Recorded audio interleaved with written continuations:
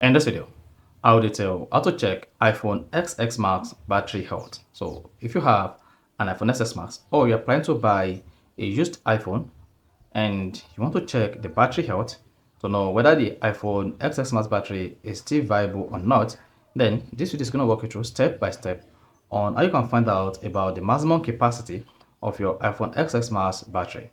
So if at the end of this video you found this offer informative, please don't forget to like and subscribe. Now, to check your iPhone XX Max battery capacity or battery health, all you just need to do is go to your iPhone settings. On the settings page, scroll down and click on the battery. Once you selected battery, locate battery health and charging and click on that. Now, once you've located that, then you should see your maximum capacity here. Then on my iPhone XS Max, I have a battery maximum capacity of 78%. So if you have anything higher than this, then you're gonna see it here, and if it is lower than this, you're gonna see it here.